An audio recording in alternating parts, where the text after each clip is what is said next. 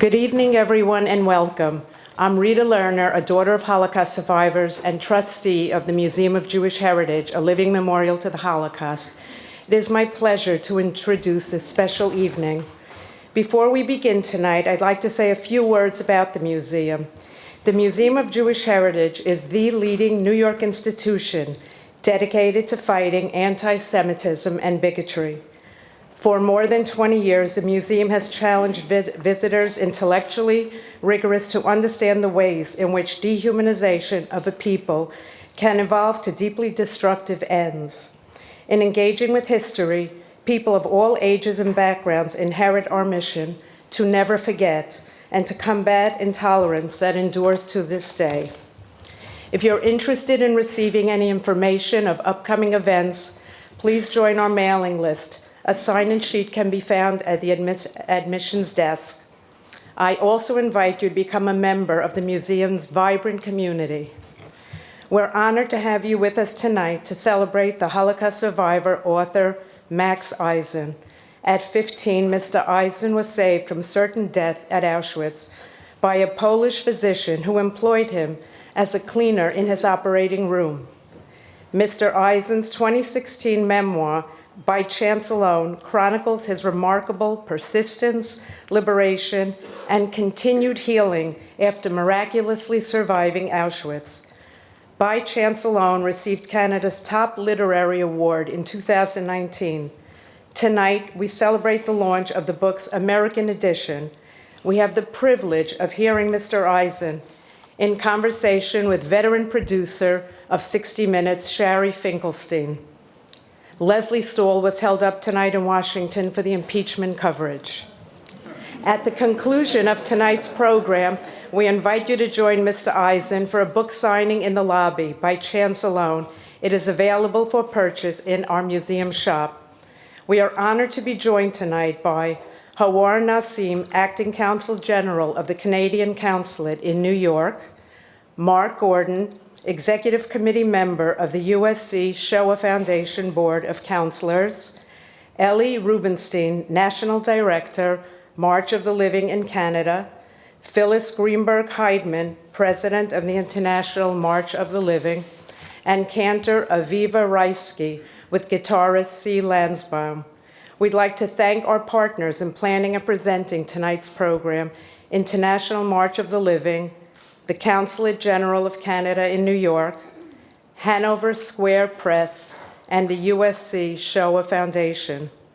Before we begin, please take a moment to silence your cell phones to avoid any disruptions during the program. Thank you. And now please join me in welcoming our first speaker tonight, Acting Canadian Consul General Hawar Nassim.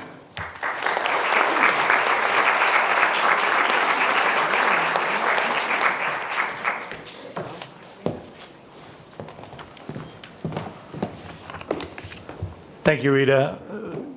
Gracefully, I was not held up by the impeachment hearings in Washington. Bonsoir tout le monde. C'est un grand plaisir pour moi être parmi vous ce soir. What an incredible honor it is to be here with all of you tonight to pay tribute to a truly remarkable man and an extraordinary Canadian, Mr. Max Eisen.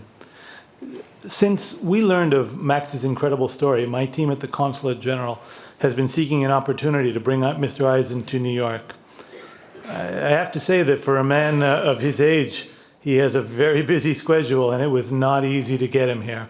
Thank you, Max, for joining us, and thank you to Hanover Press, USC Shoah Foundation, the International March of the Living, and the Museum of Jewish Heritage for bringing Max here this evening to tell his story. As a diplomat, I've had many incarnations. I've spent a lot of time in Europe, and one of the most memorable opportunities for me as a family was to visit Poland and to travel to Auschwitz with my family, with my wife, with my son, and to see and to share with them the tragedies, the horrors, and the legacy of Auschwitz. I am deeply and profoundly inspired by the courage and strength of Holocaust survivors who, despite the depth of the evil they faced and despite the complexity of their emotions, understand that the Holocaust needs to be real for those who were not there. to reconcile the unspeakable horrors of the Shoah with the enduring faith in humanity. Canada has been profoundly shaped by the approximately 40,000 Holocaust survivors who resettled in our country after the Holocaust. And I must add, Canada has acknowledged the devastating results of our own inaction and apathy towards Jews in the Nazi era, when in 1939 Jewish refugees on board the MS St. Louis were turned away, and for which our Prime Minister issued a formal apology in our House of Commons in November of 2018. The lessons of the Holocaust are clear, but need to be repeated. As Prime Minister Trudeau has said, never again is not a phrase, it's a promise to stand up to the dangers of hatred and discrimination and the irreversible consequences of inaction and indifference. As a New Yorker, we know all too well, and as recent horrific anti-Semitic attacks right here in New York have made all too clear, hatred has not yet run its course on this earth. We must be vigilant, because what we also know is that the modern tools to promote hate are infinitely more sophisticated than Goebbels' radio, newspaper, and film. Speaking with my colleagues and learning, I'm inspired by the Talmudic saying, whoever saves a single life saves an entire world. And given the ripple effect of Max's unyielding commitment to educate younger generations about the dangers of racism and bigotry, I think we can say that by saving Max, this surgeon saved much more than one. The opportunity to hear a first-hand account from a survivor is becoming increasingly rare. I am so honored to be with you all here this evening to hear Max share his story. I hope we will all leave here tonight with a heightened sense of duty to condemn intolerance and defend human rights in our everyday lives. Please join me in welcoming Aviva Rajsky, daughter of a Holocaust survivor and a senior cantor at Toronto's congregation Habonim. Aviva traveled with Mr. Eisen on the 2015 March of the Living, where she conducted the choir at the Holocaust Remembrance Day ceremony in Auschwitz. Aviva will be joined and accompanied by C. Lansbaum, a Grammy Award-winning guitarist, whose parents were Holocaust survivors and who lost many members of his family in the Holocaust. I thank you all, and I look forward to a wonderful evening.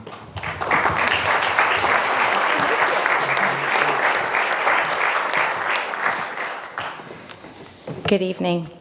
It is such an incredible honor for me to be here this evening and to sing at this wonderful event in tribute to Max Eisen, one of the most remarkable people I have ever met.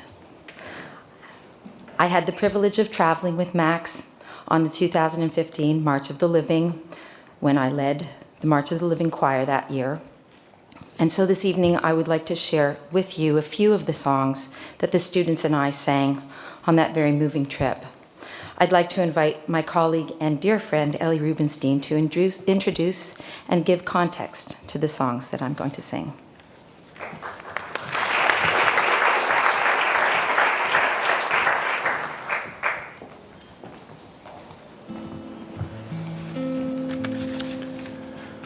Good evening. The first song we're going to hear is a song called Ellie, Ellie. The song was written by Chana Senes as she walked along the shores of the Mediterranean Sea near Caesarea in the land of Israel in the early 1940s. Chana Senes was born in Hungary in 1921, but because of the anti-Semitism she experienced in her youth, she emigrated to Palestine in 1939 to help build the Jewish state. She later returned to Hungary to fight against the Nazis, but was caught, tortured, and executed by the Nazis on November 7, 1944. She left us with this remarkable poem, Ellie, Ellie, whose words remind us of the beauty of nature, the sand in the sea, the rush of the waters, the thundering of heavens, that she was robbed of far too early in her young life. Ellie, Ellie.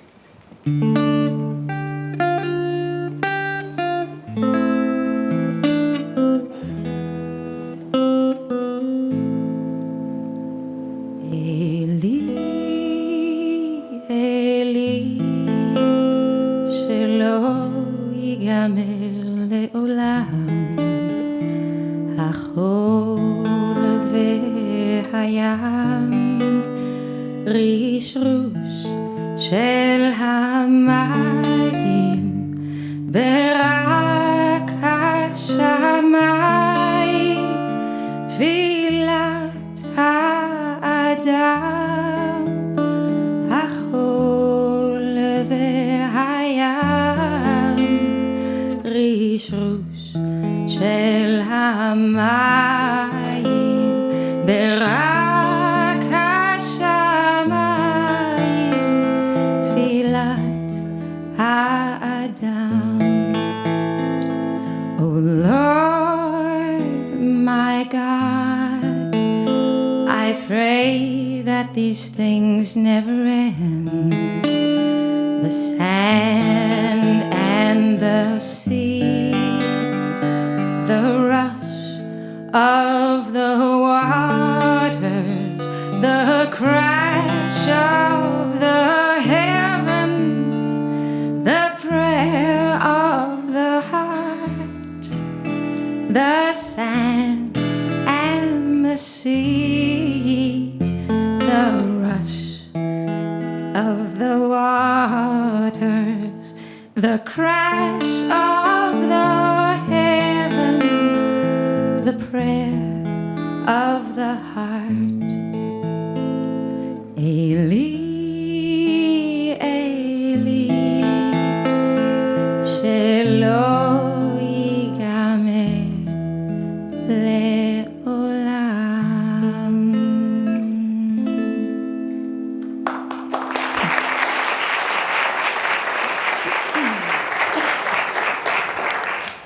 Every time we sing this song, Eli, Eli, with the children on the March of the Living, in the very place that Hitler sought to destroy the Jewish people, we know that the spirit, the values, the lessons that Chana Senech's life represents continues to live on. And in that way, we are making a statement. Hitler, you did not win. We will return here year after year, reciting the words of the very people you tried to annihilate. Our next song is called Ani Maamin, and it reflects a similar sentiment of hope and defiance. Written in the 12th century by Moses Maimonides, the words to Ani Maamin express an undying belief that one day redemption will come to humanity.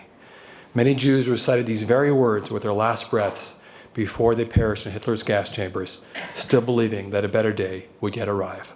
Ani Maamin.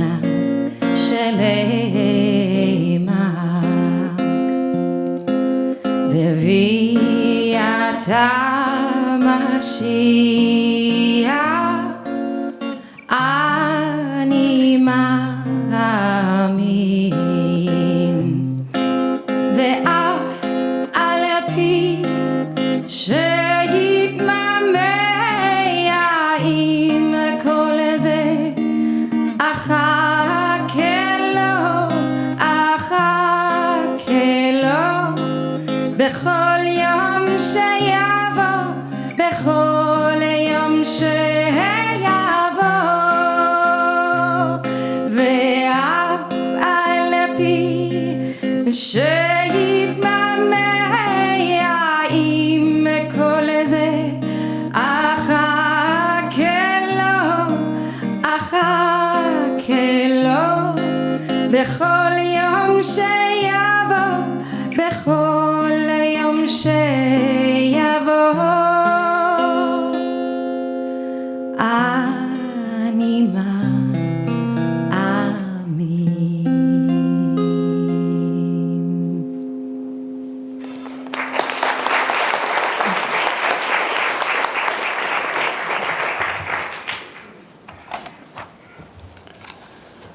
Thank you, Aviva and C. It is now my pleasure to invite to the stage Mark Gordon, who is a member of the Executive Committee of the USC Shoah Foundation Board of Councilors.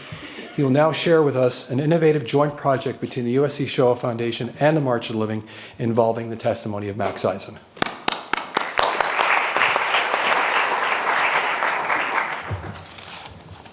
Thank you, Ellie. On behalf of the USC Shoah Foundation, I am grateful to be here tonight to honor and celebrate Max Eisen and the release of his memoir here in the US.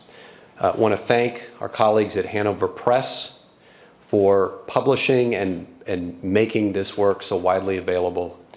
We want to thank the Museum of Jewish Heritage for hosting tonight's event, and to the Council General of Canada for the long support and involvement. And we want to thank the International March of the Living for the partnership between the International March of the Living and the USC Shoah Foundation, and for including us in this very auspicious event tonight. The USC Shoah Foundation began working with Max and his family in 2019 through this partnership with the International March of the Living. And together, these organizations have a joint project to gather the testimonies of Holocaust survivors in a 360-degree video method in the authentic original locations. Together, we are working to film at least 10 survivors as they take us on a journey from their hometowns to the sites of liberation, sharing their unique and personal stories in the places where they experienced them. Eventually, these testimonies will be deeply integrated into the programs and experiences created by the March of the Living. Max is one of 4 survivors so far who have participated and been filmed on location. Our team traveled with Max to the Auschwitz-Birkenau State Museum for a day as he shared his story with us and with his son, Ed, who was on the march for the first time. We traveled to Košice, Slovakia, and his hometown of Moldava, also in Slovakia, where Max recalled his childhood and invited us to share in what is likely, I'm told, his last goodbye to his hometown, a once vibrant pre-war Jewish community that now exists only through him. This community will not be forgotten thanks to his 360 on-location interview and the loving details he so generously included in his memoirs. This is all in addition to the USC Shoah Foundation having not 1, but 2 life history interviews of Max in our visual history archive. Both were recorded in the 1990s, once taken by the USC Shoah Foundation and once filmed by the Sarah and Chaim Neuberger Holocaust Education Center. Both are accessible through the visual history archive. That testimony is among the 55,000 survivor testimonies that are now accessible or available through over 160 universities and museums on 6 continents around the world. And there is, of course, his book, which is what we are here to celebrate today. Now, as I understand it, Max did not always wish to tell his story. In the prologue to the book, he talks about the fact that when he first spoke publicly about the Holocaust and his experiences at St. Joseph's High School in Toronto, he was very nervous and said he would not do it again. And I think this was a very common reaction among survivors at that time. If I may tell a personal story, I have an Uncle Max, or had an Uncle Max, who survived Auschwitz and emigrated to Toronto, where he built a family and lived a life. I visited my Uncle Max in the summer of 1990, shortly after, maybe a month or 2 after, I had been on a trip to Eastern Europe and I had visited Auschwitz. And over dinner, I told of my travels, and he asked me maybe 2 or 3 questions about Auschwitz and what I had seen there. And after dinner, his son, Harvey, my cousin, who was 34 years old at the time, said to me, "You know, in my entire life, that is the most I have ever heard my father talk about his experiences." And I said, "Well, why do you think that is?" And he said, "Well, his attitude is, what would be the point? Who would listen? It would just be complaining to our children, or to my children." And so I think we're as individuals all here, incredibly indebted, frankly, to organizations like the USC Shoah Foundation, like the International March of the Living, like the Museum of Jewish Heritage, and organizations like the Hanover Press, who have created outlets or a forum for and a structure around hearing and learning the stories of the survivors so that they could be passed down, so that we could learn from them, and so that hopefully never again. Most importantly, of course, though, we are indebted to survivors like Max, who did speak again and again at countless colleges, universities, high schools, public events. I think he's led 21 trips to Auschwitz, where he's educated both students and adults and shared his experiences, in addition to, of course, giving his testimony, participating in the 360-degree video with the International March of the Living, and of course, publishing this memoir. I would like now to share with you a short video that shows the behind the scenes of our time with Max and his son Ed when we filmed the 360-degree video that will be incorporated into the March of the Living's programs. In it, you can see the intensity with which Max has committed himself to telling this story. Did somebody play the video?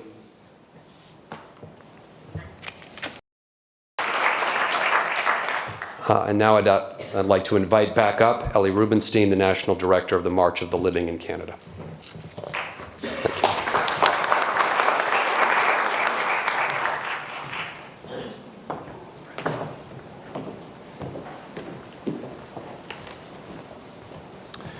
Thank you, Mark. I'm honored to be able to introduce the main part of our program, the part we're about to hear from Max Eisen himself. I've been traveling with Max on the March of the Living for well over 20 years now, and each time continue to be inspired by his courage, his wisdom, and his eloquence. I recall in the early 2000s being with Max at Queen's University in Kingston, Ontario, near the Thousand Islands, for a weekend conference, training our educators and chaperones traveling with us to Poland on the March of the Living. As we were milling about the reception area of the conference center, a group of Queen students passed by. They noticed one of our staff was carrying a Sefer Torah, a scroll of the law, the ancient 5 books of Moses written by hand on parchment that Jewish people have read from publicly for thousands of years. Observing the curious look on the students' faces, Max patiently explained to them what these scrolls represented. He concluded his impromptu speech by informing that during the Holocaust, the Nazis burned thousands of sacred Jewish works, just like this Torah they were looking at now. He also reminded the students of the quote from Heinrich Heine, where they burn books, they in the end also burn people. The spellbound students were mesmerized during Max's short speech and only reluctantly tore themselves away to return to their school's activities. It was at that moment I realized that Max was a born teacher, a natural educator, who had both the desire and ability to share his story and the lessons of the Holocaust with the most diverse audiences in the clearest, most accessible manner. And that moment of teaching, as you've heard, is something Max has replicated literally countless times as he has crisscrossed Canada, sharing his story of love and loss with thousands upon thousands of people for the last 20 or more years. Ellie, who comes from the same part of Europe as Max, once said something along the following lines: "To be a Jew after the Holocaust is to have every reason to give up your belief in God, to give up on the Jewish people, and to abandon your trust in all humanity. To have every reason to give up your faith in God, to give up on the Jewish people, and to abandon your trust in all humanity, but still not to do so." And Max, like so many other survivors we know, perfectly exemplifies Elie Wiesel's sentiment. Despite having every reason to do so, Max did not abandon his faith or give up in humanity. Instead, he continued to dedicate literally every day of his life, round the clock, to teaching the lessons of the Shoah to young and old alike, so that it will never, ever happen again. In that effort, Max reminds us of a Hasidic quote from Rabbi Nachman of Breslov, who once said, "If you believe the world can be broken, also believe it can be fixed. If you believe the world can be broken, also believe it can be fixed." So thank you, Max, from the bottom of all of our hearts, for not giving into despair, for not giving up on our world, even though he had every reason to do so. Indeed, we're all the better for it.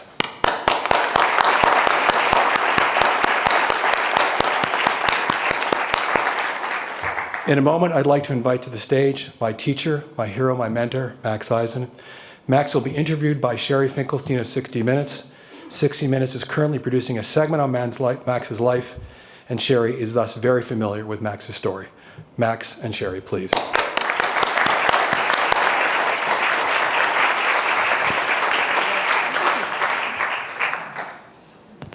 Thank you.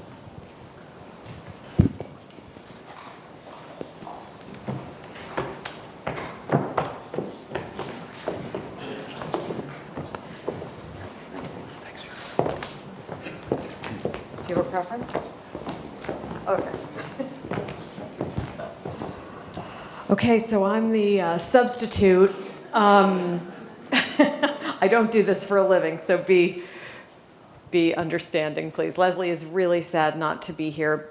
She is a huge fan of Max's and really wanted to do this and wasn't able to get on a flight back early enough to be here. So you've got me.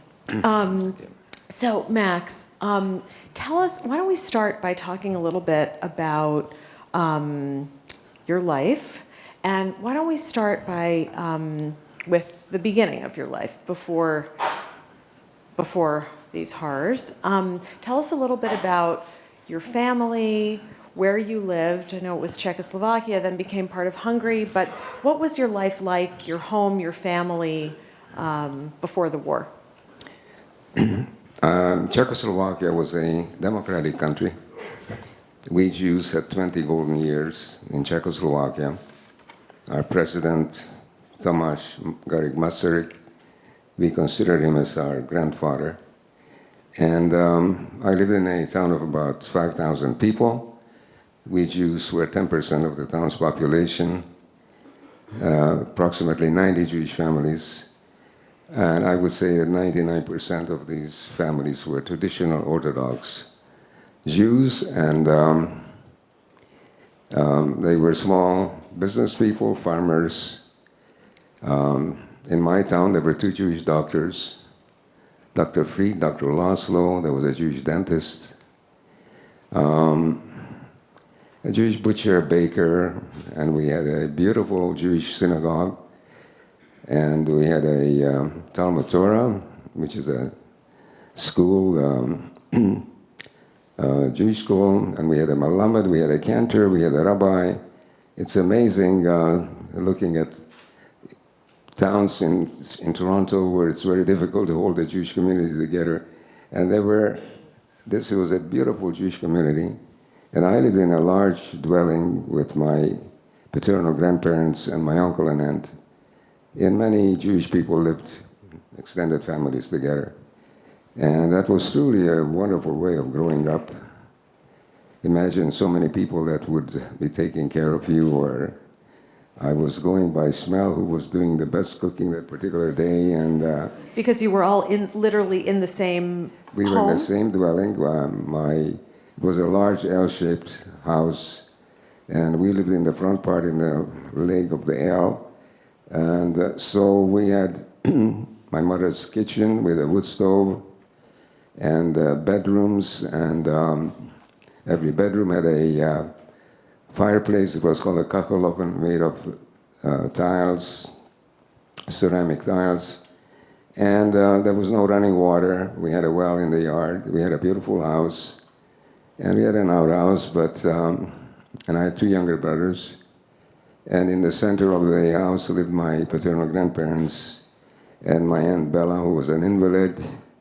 And my grandmother had her own kitchen and bedrooms, and my aunt had another kitchen and bedrooms, and so on.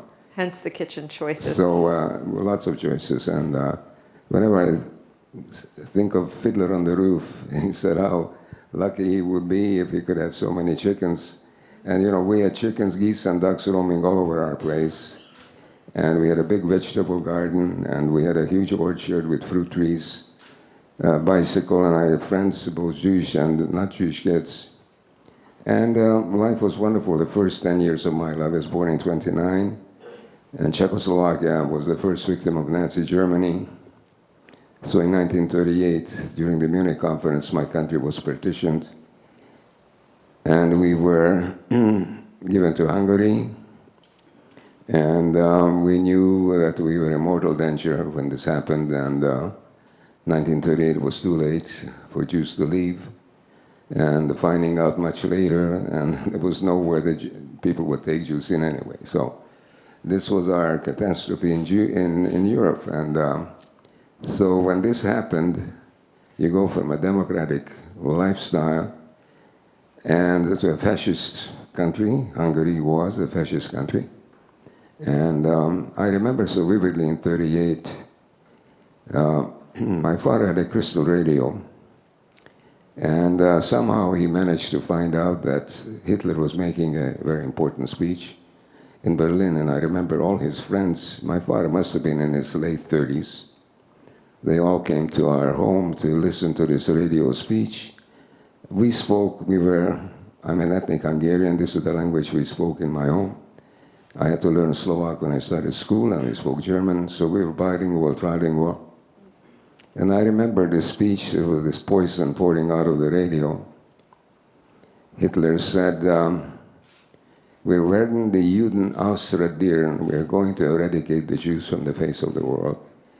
So I was 9 years old, and I knew something in my guts told me that something terrible is going to happen. I had no idea what.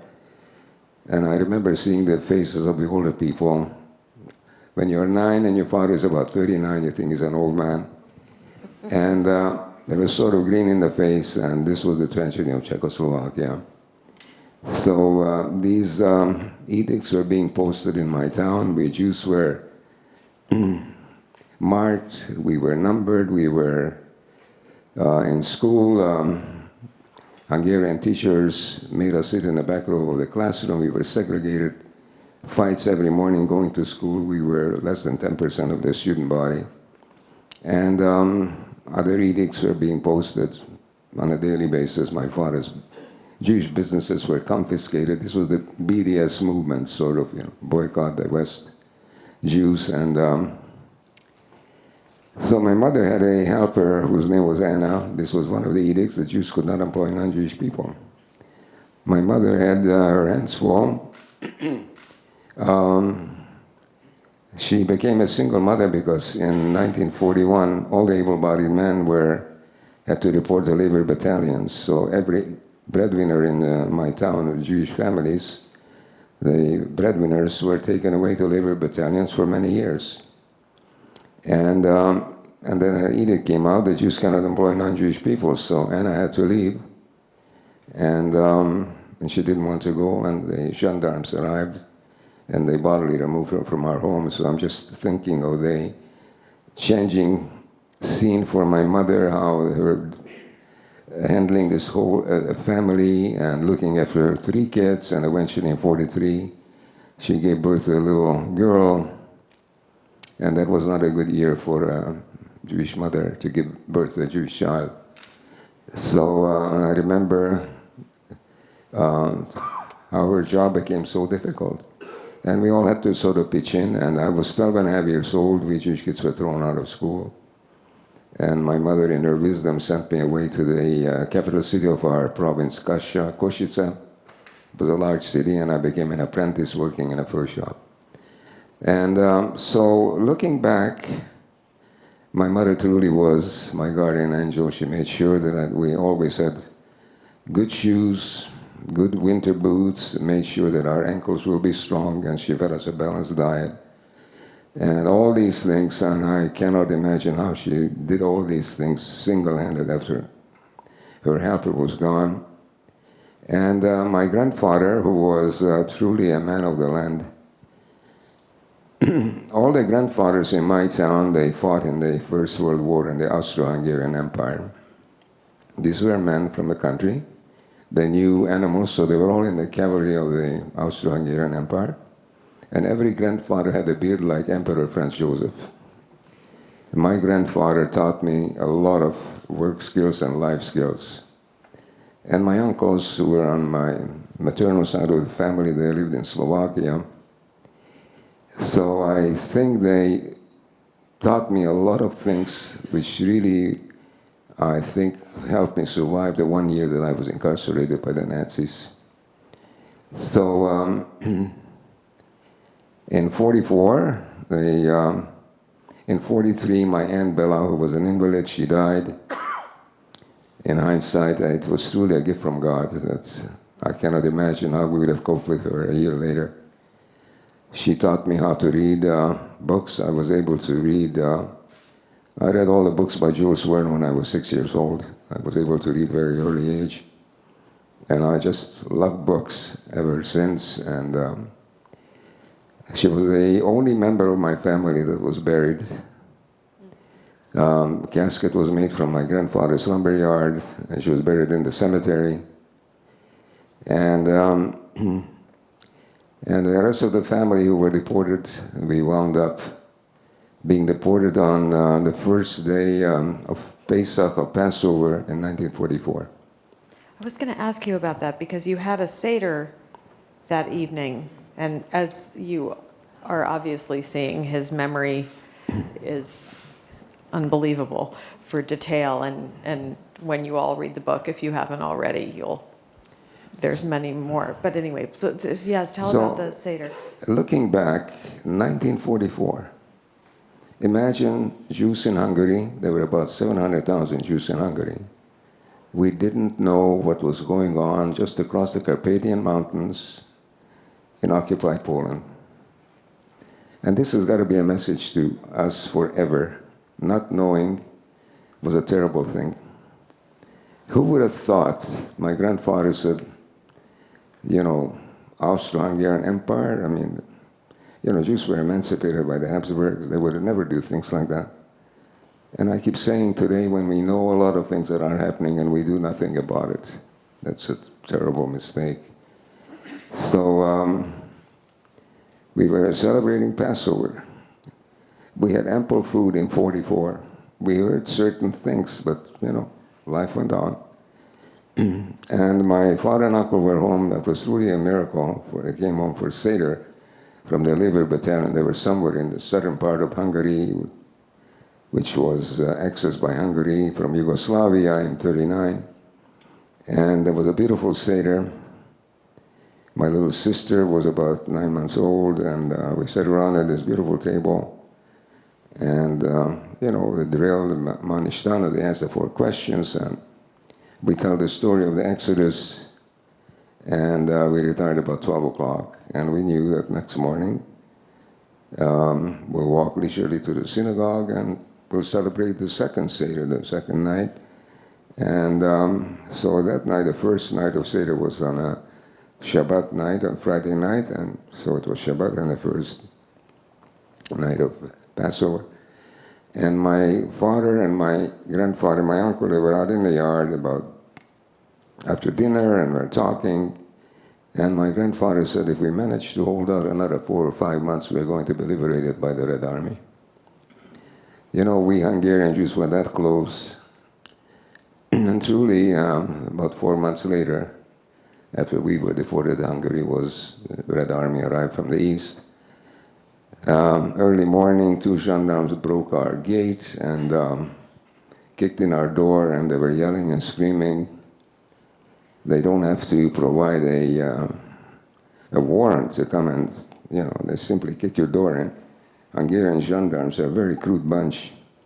They have a big black fedora hat with red rooster tail feathers, and the big gun with a 2-foot bayonet fixed, and they were yelling and screaming, if you have any money or jewelry, hand it over, because where you're going to have no need of this. And you wonder what he's talking about, and my mother had a baby in her arm, and she told us to put on layers of clothing. And my father said, put your boots on, the winter boots on. And he went into the quarters of my grandparents to see how they were doing. My grandfather was 77 years old. He was a very big, strong man. My grandmother was 75. She was a very petite little lady. And we were hauled out from our home. And in this tumult, we had an Alsatian, a guard dog whose name was Farkas. In Hungarian, it means a wolf. he knew that terrible things. This was a terrible encroachment, you know. I mean, he would not. They tried to shoot him, these gendarmes, and a neighbor came running in, and her name was Ili Klinka. She was a Christian lady. And she said to my mother, Ethel, where are you taking this baby? Why don't you leave the baby with me? You know, I think about it, I can hear it, and I never could stop wondering about it that my mother left my little sister, would she have survived? We will never know, but we know history. Many Jews in Poland, in the ghettos, when the ghettos were being liquidated, they gave their children to Christian families. And they all survived, I would say, most of them, and their parents didn't. So, and then you're hauled out, and 500 Jews are put into a school, 2 schoolrooms, and you spend the second night of Passover, instead of having a Seder at home, on the floor in a schoolroom. And the next morning, 500 Jews are assembled in the schoolyard. And they have their exodus, leaving town forever, never to come back. So it was set up like a parade by the gendarmes. Imagine Rabbi Tannenbaum, an elderly rabbi, a gentleman with a long white beard. He was made to walk in the front here. This rabbi is leading his flock out from Sepsi, Moldova, and his wife was an invalid. She was carried by her 2 sons in a chair. Mothers were not allowed to have a carriage or their strollers. So if you can imagine mothers like my mother holding a baby in one arm, a bundle in the other arm, and some utensils in a sheet on her back. Imagine an exodus of Jews leaving town. So 500 Jews were taken away, and 480 didn't come back a year later. Less than 20 of us survived from my town. There was one mother with 2 daughters. So we wound up in a brickyard, terrible conditions in Kasha. 30,000 Jews in a brickyard with terrible facilities. There was a toilet, it was open toilet for communal toilets. You could smell it from miles away. We were guarded by gendarmes, and our food was scarce. And imagine, excuse me, mothers couldn't breastfeed their babies, and babies were simply wilting away. And every day we were given this propaganda. A SS officer arrived in the camp, and he told us a story that you're going to be resettled in the East. You see the Nazi propaganda and the deception they used. And you will be working on farms. Families will be together. And everything will be fine. So when the partition of Czechoslovakia happened, my maternal family were stuck in Slovakia. And we were stuck in Hungary. We could never see them. This was my maternal family. They had a big farm, and my uncles and my grandmother and my beautiful cousins. Slovakia was the first country in Central Europe to deport the Jewish people. Just to tell you about the deception the Nazis used, we received a telegram first that our family, the Friedman family, disappeared. We were devastated. My mother was devastated, you know. Her brothers, sisters, her nieces, nephews, and her mother were simply disappeared from the face of the earth. We didn't know in 1942 what happened. And a few months later, postcards arrived in my town. And like my mother, and there were many other mothers or fathers who came from the Slovak part. A postcard arrived. It had a German eagle on it. And there was a stamp on it. It said General Government, because that part of Poland the name was changed to General Government. Lublin district, and the message was, we the Friedman family, we're all here together. We're working on farms, and we are awaiting your arrival. Only years later that I found out that all these Slovakian Jews, my family, were taken to this death camp in Majdanek. Before they were put into the gas chamber, they were forced to write a postcard to their families in Hungary. So here I am listening to this SS officer, and I kept thinking that I'll meet up with my beautiful cousin somewhere near Lublin. You see the deception, how it works, and unfortunately. So we arrived in a cattle train, it's like a cattle car that you see outside here. Imagine 100 people. It's a journey that you cannot describe. Initially, they put in a pail of water and a pail for a toilet, and the doors were locked and bolted down. And the water was never replaced. The toilet was slopping on the ground. It was a mess. It was a terrible thing. My journey was about 4 days and nights. Think of continental Europe, the entire landmass.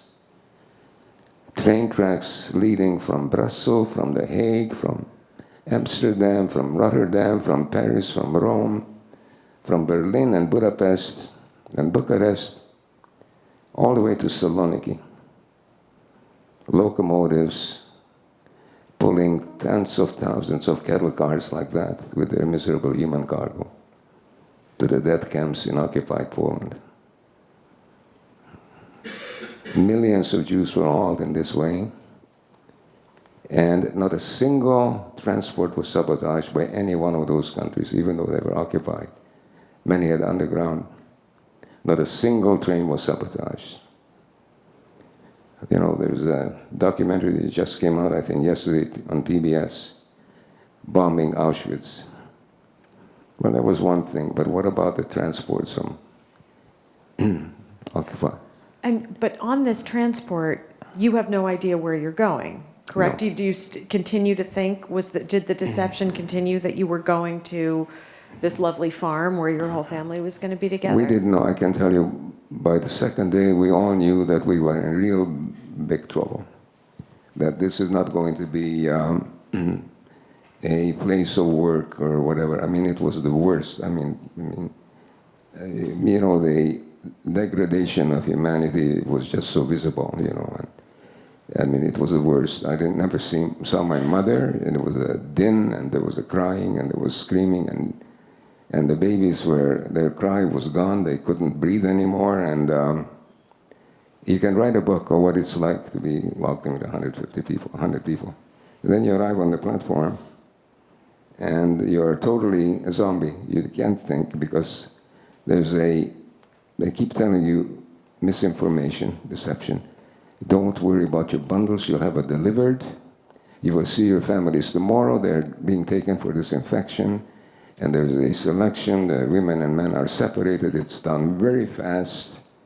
As a German guard, an SS guard, said when I was at his trial in 2015, we had to do these things very fast in an orderly fashion when Hungarian Jews were being brought.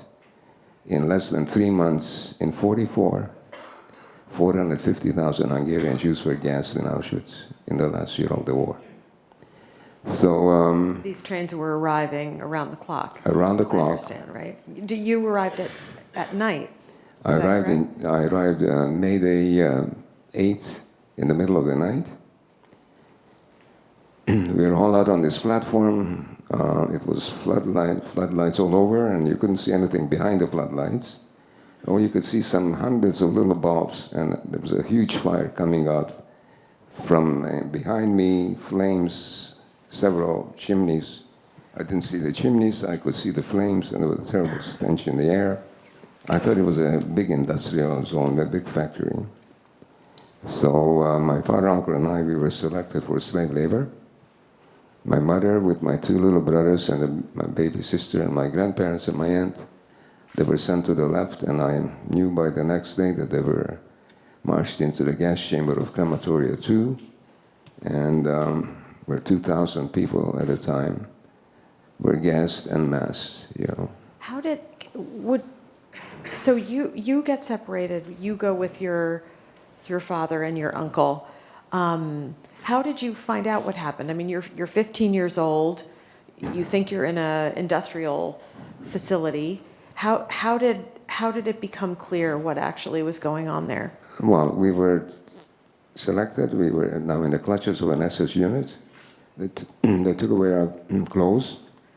They shaved our heads, and they shaved our body hair. Women that were selected for slave labor, they were processed the same way in the women's camp. And we were given a shower. They took away our clothing. The only thing we were allowed to keep were our boots, and we were put into a barrack. And I was able to lie down for a few hours after standing for 3 days and nights. The next morning, we were hauled out from the barrack. It was a beautiful sunny morning, and I could see the spread of Birkenau, hundreds of... I said, what is this place? And all I could see, barbed wire. I could see 4 chimneys, fire and smoke and ashes coming down, and we were naked, and 2 men in a striped outfit brought a canister of liquid, and they gave us schisel, a dish, and they ladled out a drink. This was the first drink I had in 4 days. My father asked them, are we going to see our families today? That's what they told us the night before. So they were laughing. They said, where did you come from? They said, we came from Hungary in the middle of the night. And I can hear this so clearly. They said, in 1944, you don't know what this place is all about. And he said, your families have gone through the chimney. This was the lingo here. The only way you'll get out of here, you'll be beaten to death, you'll be starved to death, but you'll go through the chimney for sure. And we didn't talk about it anymore. And I think probably my father and uncle got it. I didn't until maybe the next day I knew. There was no talk about that. And because you were now in the clutches of survival, we were put into a work unit, and we were given a couple, a work boss, who was a psychopath from German jails. They put all these psychopaths into the camps. They were our work bosses. And here you were now on a survival. You were dancing on the edge of a razor blade. Your food was 300 calories a day. And I was very lucky that I had good boots. Boots became a big thing because you had to march every day to work and back 10, 15 kilometers. And your body was fast disappearing. You had to cope with all kinds of things that were happening to your body. And you really had my father and uncle not been with me, I don't think I would have survived 2 weeks, even though, but not having anybody there who would be sort of helping you. I remember the first slop that they brought us for lunch, this soup, it was called Durgemüse, a vegetarian soup. It stank to high heaven, and I said, I will not eat this, and my father practically crammed it down my throat. A few days later, that soup tasted pretty good. The trouble was there wasn't enough of it. And so, you were inducted in this terrible life of Auschwitz. And here we are sitting out in the field. You have a half an hour lunch. You work a 12-hour back-breaking day of hard work. You line up 100 people for your soup. And there's one of the couples who's got a ladle, and he's stirring up this slop in this canister, and it's like a double-wall canister that keeps it warm. So 100 people line up, and people try to figure out which is the best spot to be, whether you get up on top, it's mostly liquid, and the bottom is thick. And if you were caught by the couple, you got a big hit on your head. And when it was all finished, there was some left. So it called repeta, repeat, I couldn't believe it. I saw 3, 4 people running into these canisters and trying to crawl in with their heads to lick out the last drop. I was in total shock. And I said, never in my life will I stay in, if I survive, never will I stay in a lineup for anything. So can you imagine how you have to be a fast learner here? Because every second, there was no second helping, and there was no second chances here. It was a terrible thing. These couples were absolutely brutal, and I've seen the best and the worst. And My father and uncle we were together for 2 months, and they were selected out in July. And I was very lucky to find the documents. Somebody found the documents in Auschwitz Museum of their selection, and their name on it. They were selected out for medical experiments, for pharmaceutical companies, for Streptococcus hemolyticus, it says on the document. And on July the 9th, 1944. And selection was, in July, we knew what selection was. It was usually in the middle of the night. The loudspeakers were turned on, and you heard very loud, Achtung, Achtung. It means attention, attention. All the inmates from these barracks ran naked to this barrack for selection, and we knew selection was certain death. So next morning, I ran to my father's and uncle's barrack. They were gone. And I had to go to my work. You had to be counted every morning. You had to line up. You know, there was a daily drill. It was called appel. And on a good day, it would take an hour and a half. And when the count wasn't right, you could stand there in a military fashion 3 to 4 hours. People were simply collapsing and died on the spot. You know, the strain of standing was so difficult. And I managed to see them at night. They were in a quarantine area in Auschwitz I. And my father gave me a blessing through the wires, and he told me if I managed to survive, I need to tell the world what happened here. And never saw them again. And Yeah, I was going to ask you, I know this, Leslie would ask you, that you have such equanimity in talking about these, you know, the most tragic, horrible memories. I know you talk about it frequently. How do you cope with describing these things again and again? And seeing them? I mean, I assume you see them when you talk about them. Well, I managed to cope with it because I think it is very important. I started to speak, I've been speaking now 32 years.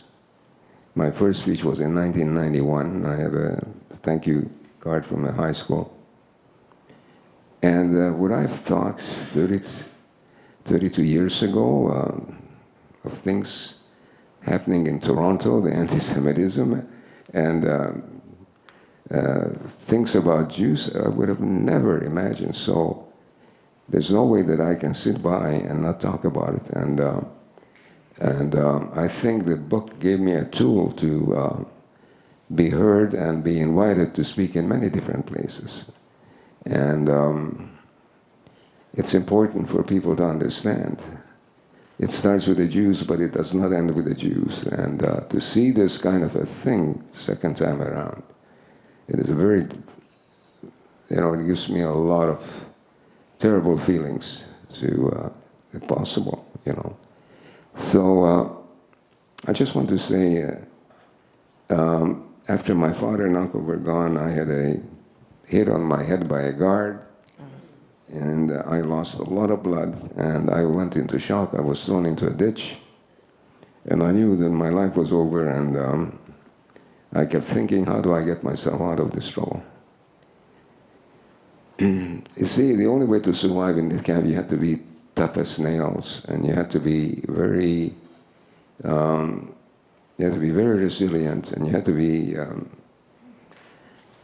be able to put one foot in front of the other. Your plans were 1 second to the next.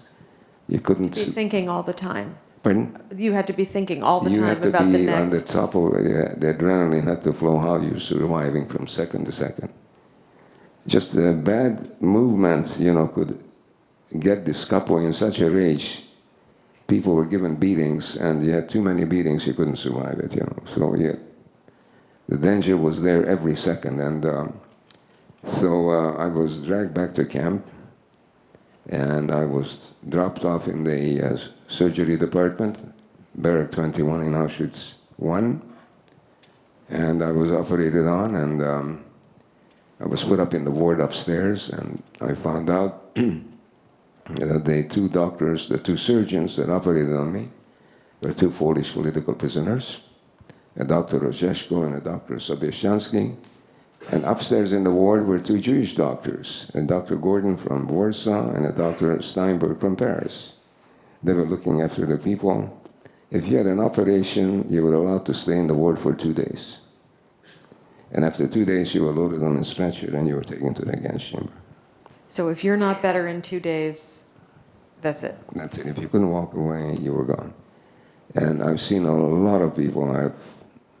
They came because they knew nobody wanted to go to the operating. They knew that if you go there, that's the end. But these people were in such terrible shape, they were at the end of their life. And they had no choice. They said, well, I'll have 2-3 days maybe, and if I'm lucky, and it's the end. So I was on a stretcher, and this Dr. Rajsky pulled me off, and he brought me into the prep room of the surgery, and he gave me a lab coat, and I became the cleaner. This was in middle of July of 44, and I was working for him till January the 12th, 1945. So he saved your life. Pardon? He saved your life. He saved my life, and definitely, had he not done this, I wouldn't have survived, because I would have been either taken away to the gas, or if not that, I would have had to work outside in the cold and the fall. And Do you have any idea what he saw in you, or if it was you Well, were there when he needed someone, or I was there know. some connection? I think I write in my book, there was a Polish medical student who was working, doing he was sentenced to go to Auschwitz for 1 year. And he was there for 1 week. And maybe there was some discussion with Dr. Gordon and Dr. Steinberg, because these people talk to each other. So maybe that was they needed somebody young, and maybe that was it. I will never know. So you're 15 years old, and you're in charge of I'm cleaning. in charge of an operating room and getting people prepared for operations, and cleaning and getting instruments cleaned. And I learned fast. I had to polish and sweep and clean, and taking the bloody sheets next door to the washerai. The laundry was next door. And you know how an operating room has to be run. It's a lot of work. Everything has to be sterilized. The clothing I pick up at the laundry has to be folded and sterilized. And you're washing instruments for hours after a whole afternoon of operations. And everything had to be sparkle and be clean. And I've seen a lot. And so the thing was that Polish political prisoners who were not Jews, they were allowed to receive 1 parcel a month from home and 1 letter. So this was a difference, and I found out many years after, Dr. Rajsky when he survived, he went back to Auschwitz and he made a deposition. And there was an underground in Auschwitz, and Dr. Rajsky was a very big part of this underground. I had no idea what was going on there. So, I was going to ask you, skipping way ahead, you had no contact with him immediately after the war, but later on, you established some connections. I wanted to ask you about that. yes, Ellie knows my story, and he kept asking me, he says, let's find out. I said, I didn't want to open that book, and I mean, 30 years after I survived, I was busy building a family and a life, livelihood and so on. And I said, okay. So I remember we found a girl from one of the institutes, Mickiewicz Institute in Warsaw. And I told her the name of the doctor, and of course that was easy. She just went to Auschwitz, and there was Dr. Rajsky, all his records were there. So the following year she came on the bus. Ellie came to me with a document, with an envelope, and he said, do you know this man? It was Dr. Rajsky, with his photograph, because political prisoners were photographed like, front and side. Not Jews were not photographed. So I said, well, maybe you can track down the family, and he found the family of Rajsky. And one day I had a phone call from Warsaw. There's a fellow, he says, my name is Tomasz Baluk, and why are you looking for us? And I said, well, I'm just wondering whether you know, are you familiar with the name Dr. Tadeusz Rajsky? He said, yes, that's my grandfather. And we met the family, and so when I go there, I see them almost every time I'm in Poland. And his granddaughter has a 6-year-old little boy whose name is Max, and a smart little boy.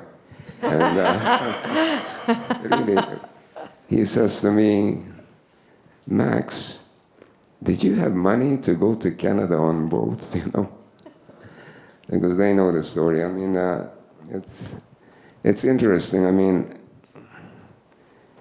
Dr. Rajsky, I know this now, he was in Auschwitz because he was arrested by the Gestapo. His wife was a dentist in Radom, and they were hiding a Jewish family in the stable under the horses. Really? Yeah. I did not So, know that. these are the things that are happening. People have different point of views. And I wanted to ask you, I mean, you saw, the best and the worst of people. And I was going to ask you about this, you talked about how all these trains were crisscrossing Europe full of people being taken to their deaths and nobody sabotaged them. But then there was another story that you tell in the book. Also, you're being transported. Now this is after the war. You've been liberated. And there was a remarkable act of kindness that really meant a lot to you. I was hoping you would tell about that. well, that was on the Death March. Is that right? The throwing of the bread. Okay, that was on the Death March. That was on the Death March. 75 Forgive me. years ago, I arrived in Auschwitz. This is the 22nd. I arrived in Auschwitz on the 25th of January. We went through a place called Pilsen, which was in occupied Czechoslovakia. And we arrived there in afternoon, and I didn't know where we were. Imagine a train, I don't know how many open flat cars that carry coal and we were guarded by SS units that were patrolling all around. You see, when it got dark, there was no movement of trains on the road, on the rails, because they were picked up by American fighter planes. You see, the locomotive would. So the trains stood at the station all night. Everything was blacked out, and there was a big raid. And in the morning, it was a wet morning, and snow was coming down, and there was a commotion behind me, and there was an overhead bridge. And I look back, and I see people with baker's baskets throwing chunks of bread into the open cars. And the SS guards are yelling, "Don't throw bread, these are Jews." So I said, my gosh, people still care for us, That gave me 3 months to go on. So that was truly a high. And these people just kept throwing bread. So they didn't stop when They the didn't guards stop, said, and "Don't they throw took bread." off They're their Jews. submachine gun, they were called the Schmeissers, and they sprayed the bridge, and the people ran away. And that was a very high, and that was really something. 3 days later, we arrive in Mauthausen. The train comes to a stop. There's a bridge over a river, a big river. I could see ice flow going down the river.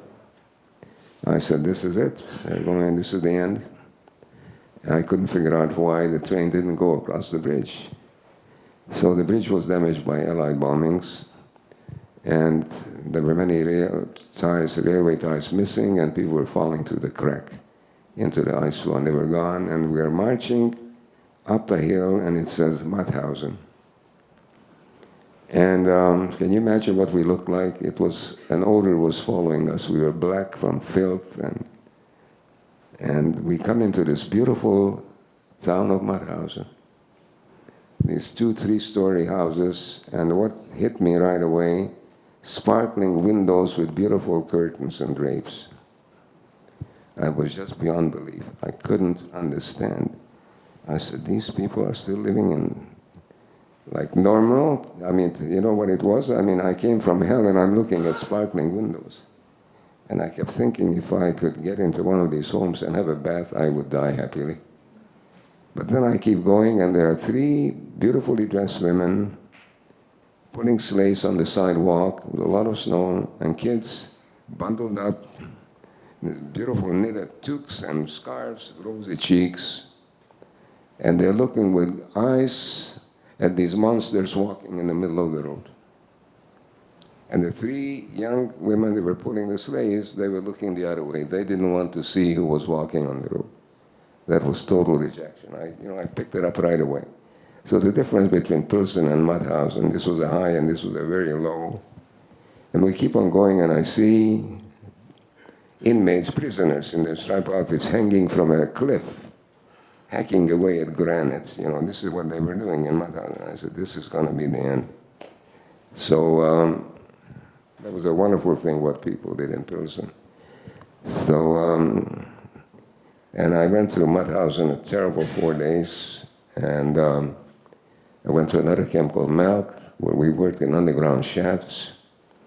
And there I really had I almost bought it. I had a terrible case of dysentery, and I was so sick, you can't keep any food down, and how can you keep on walking and working? And there was a blacksmith, and he gave me a piece of coal. He said, eat this coal to take the poison out from my body. And that's what I was eating for 3 days, was charcoal, and it did the job. So I wound up, every time you were moved from one camp to another. When I arrived in Melk, I was there on March the 15th. I sort of found out when March the 15th was. I knew, I'm not sure how I'm going to make this, whether I'm going to be able to make it. I kept thinking, will I be 17 years old? Will I still be alive? And so I made it. But every time you were moved, it was a terrible ordeal. And I kept thinking in Melk how good I had it in Auschwitz I. I had my own bunk. And those few months when I worked in the hospital, so and then Ebensee, and we made this documentary with the Shoah Foundation. We finished it in Ebensee. Ebensee is in the beautiful Alps, and we were back there last year. People are living there beautifully in these beautiful hotels, tourists all over. And there's the Ebensee and the Trauensee. These are big lakes, and the Alps are. We were there in May, I think. There was snow on the Alps.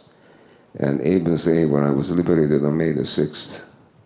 By an American tank unit called the 764th Black Panther Tank Battalion. Most of these tankers were from New Jersey. Yeah, these were... I tell you, that was a moment that I will never forget.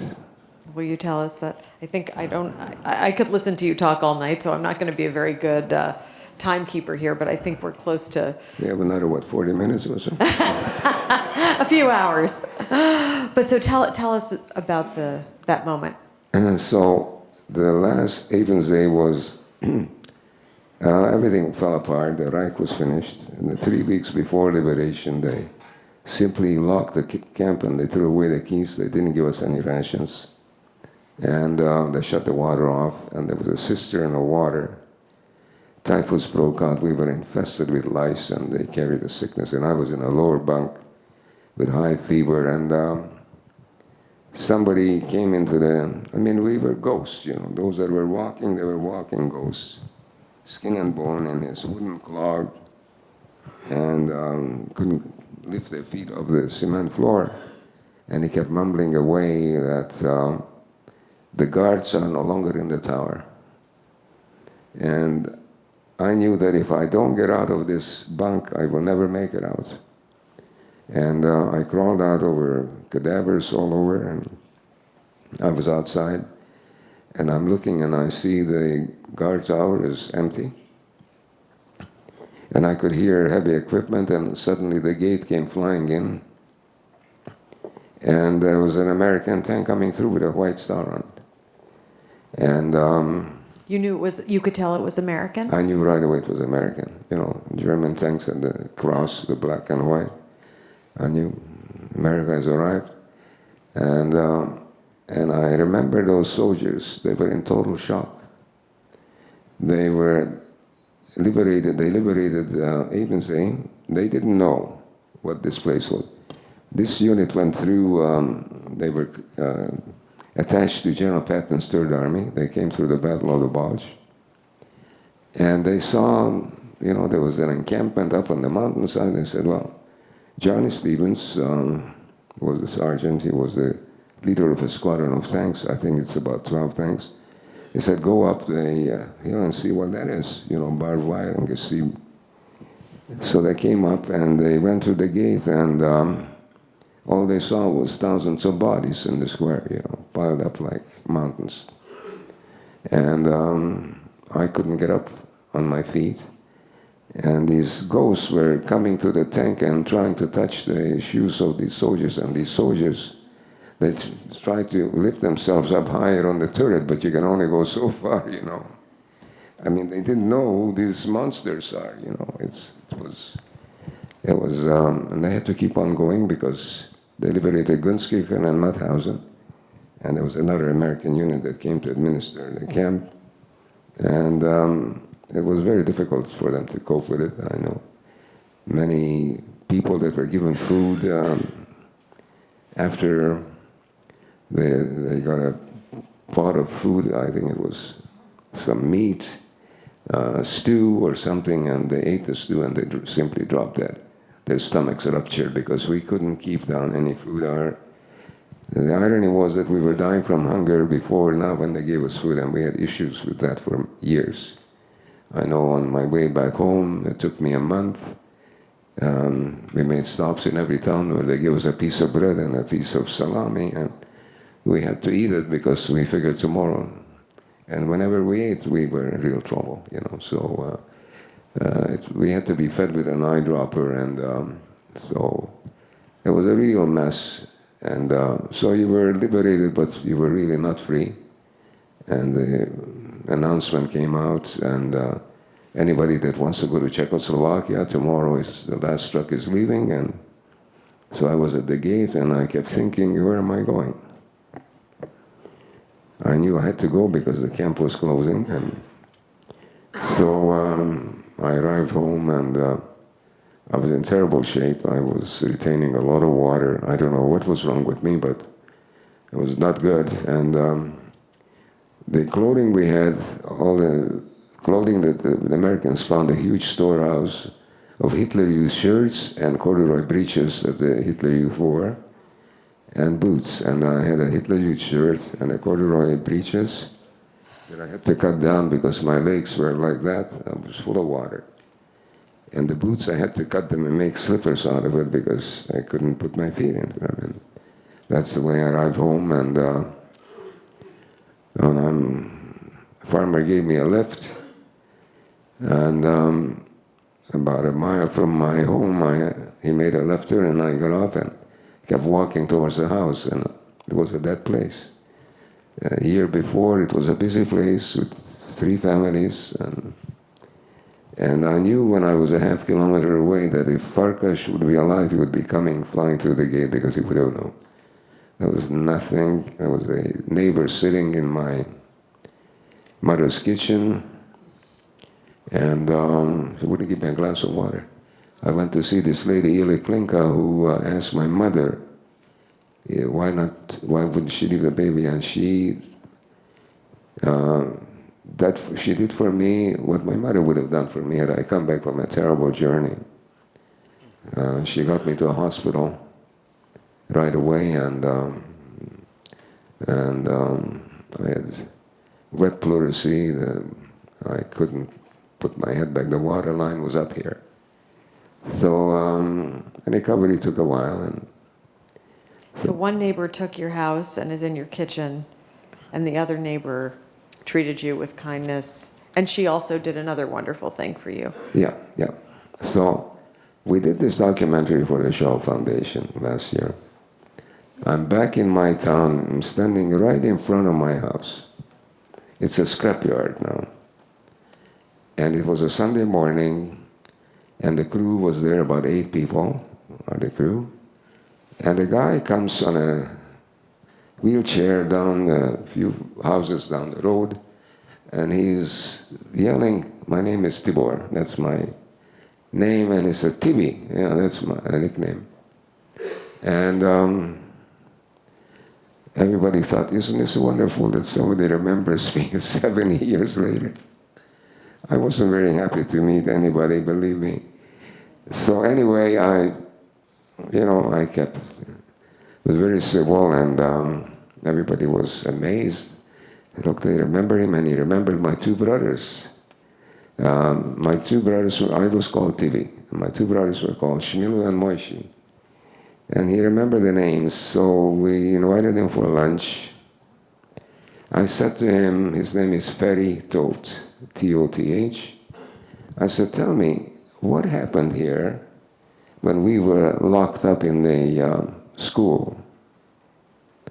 You see, what happened in my town, every Jewish home was ransacked to the bare walls. And the synagogue, the prayer books and the Talmudic books were put in a fire and torched, and the Torah scrolls were cut into ribbons and worse. I said, what happened when we were locked up in the school? Oh, that was a terrible time. I said, but what happened? He said, oh, I remember we had a wonderful lady who was doing interviews on TV. She said, you ask a question, and if you don't get an answer, you ask once more, and then you drop it. But I couldn't drop it. I said, tell me, what happened to Farkash? What happened to our furniture? Oh, those were terrible times. Wouldn't say a thing. You see, this is now 75 years later. It's in the Slovak Republic. There's not a single Jew living in my town there. So, Terrible times. Okay. Well, I was going for the answer about the woman saving the photos. I was trying to end on a happy note. And Iliklinka, she gave me 4 pictures. When our home was ransacked, things were flying through the air, and she saved 4 pictures. And those are truly the treasures. That's what I brought 4 pictures when I came to Canada, and I had less than $1 in change when I got off the boat in Quebec City. So, and I had 4 pictures. So that was the story in continental Europe. I just want to thank you so much. I wish that we had endless time, because you obviously have. I want to ask you so much about your life since the war, and right. But now everyone can get the book and read more. I tell you, Harper Collins never published a Holocaust story, and it took me years to put this book together. I tried everything, and the last 3 years I had to write because I couldn't type on a computer, so I wrote it with a pencil and paper. And then I had to dictate to my wife and my granddaughter and my son, and it took over 3 years. And I had a professor from university, a Western, who did the editing. It took me 3 years to do this. And it was finally done in 2015 in early April. And I phoned the editor at Harper Collins, whom I met years before, who came on a mission with me to Poland, another group. I said, I have my memoirs done. Can I send it to you? I simply want to know if it's worth anything. He said, I'll be back in 2 weeks, and I'll find out. What do I know about editing and, publishing a book? So he said, well, send it. And, I just push a button, and it was gone. And I forgot about it. I was getting ready to leave Sunday, and this was Tuesday. I think 2 days later, I had an email that they would be honored to publish my memoirs. I simply almost fell off the chair. And my book was a finalist for an award, RBC Taylor Award, and this year Canada Reads, and I think it's a very important book at the right time. It gave the book tremendous publicity in Canada. I mean, I get letters from country from the Atlantic to the Pacific, and I think it's very important It's the right book for the right time, and we need to be aware of what is happening around us. And, we cannot repeat the same mistakes. It starts with Jews, but it does not end with Jews. And when students ask me, what can we do? I say, you need to stand up. You need to say, we will not allow you to do this, not in my school, not in our cities, not in our towns, not in our country. This is not a Jewish problem, this is everybody's problem.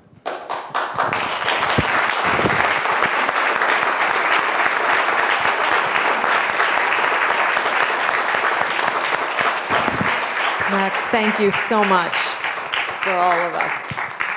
I think there's going to be another musical performance.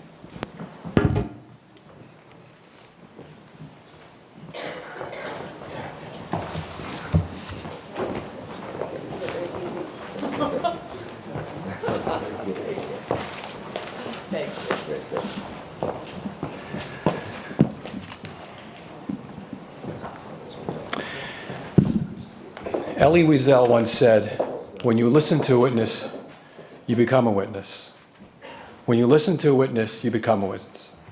Max, like so many others who are privileged to hear you share your story on the March of the Living and countless other experiences, all of us here now are your witnesses. We pledge to never forget your story and promise to pass on your story to future generations. And of course, we all look forward to your segment on 60 Minutes. Our final song this evening is called Lay Down Your Arms. In a few days, the world will commemorate the 75th anniversary of the liberation of Auschwitz-Birkenau, which took place on January 27, 1945. If you ask any Holocaust survivor or World War II veteran what their most fervent wish is, their answer is one word: peace. This last song is among the favorite pieces of music students like to sing on the March of the Living, the peace song, Lay Down Your Arms. The melody was written by an Israeli soldier, Doron Levinson, in memory of his fallen comrades. The Hebrew verses are taken from Isaiah 2:4, and they shall beat their swords into plowshares and their spears into pruning hooks. Nation shall not lift up sword against nation, neither shall they learn war anymore. Isaiah's words, written over 2,500 years ago, have spoken to peace lovers in every generation. Some of the English words read, every hand that holds a sword can hold a baby. Every heart can learn to love. Lay down your arms, let time heal every wound, and love will someday set us free. Lay down your arms.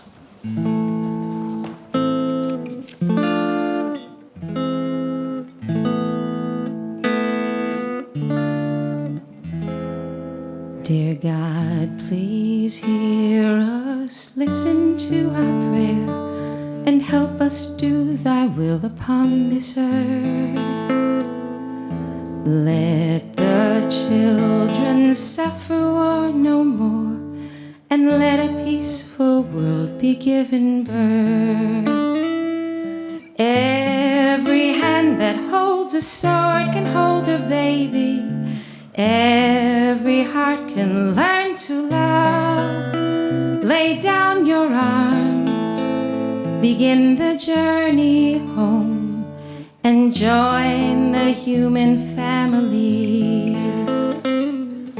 וכיתתו חרבותם לעתים, וחניתותיהם למסמרות. וכיתתו חרבותם לעתים, וחניתותיהם למסמרות. לא יישא גוי אל גוי חרב, לא ילמדו עוד מלחמה. לא יישא גוי אל גוי חרב, ולא ילמדו עוד מלחמה. Somewhere deep inside the soldier there's a dreamer, dreaming of a world of peace. Lay down your arms, let time heal every wound, and love will someday set us free. Love will someday set us free. Love will someday set us free. Love will someday set us free.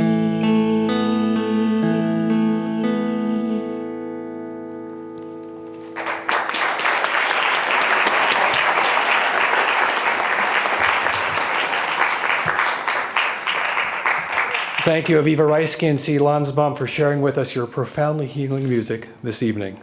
To close out this extraordinary evening, I'd like to invite our exceptionally dedicated president, Phyllis Greenberg Heideman, president of the International March of the Living.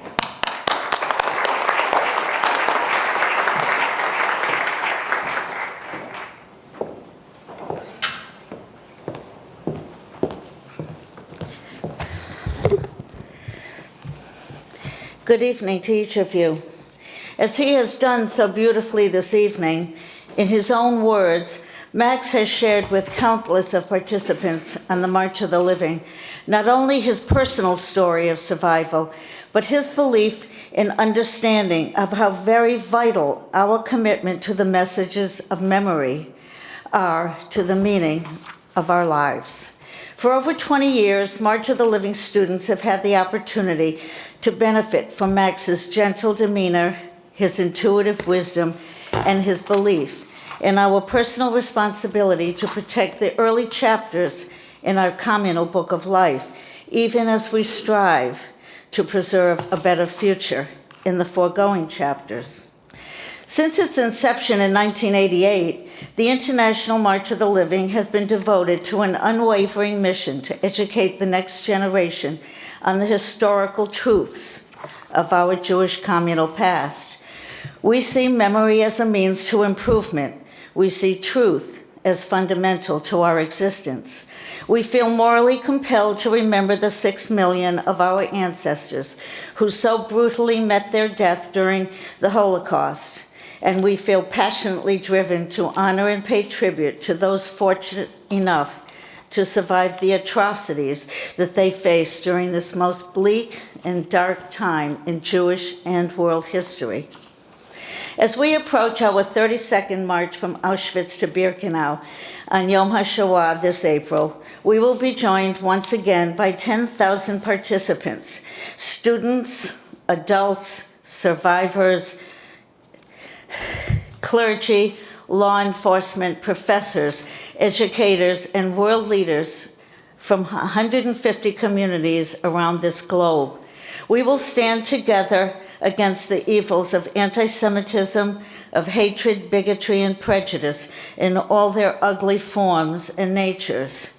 We believe that together we are making a difference, that we will remember and we will never forget. In this year of 2020, the year of vision, it is our fervent hope that humanity will strive to see the truths of reality more clearly.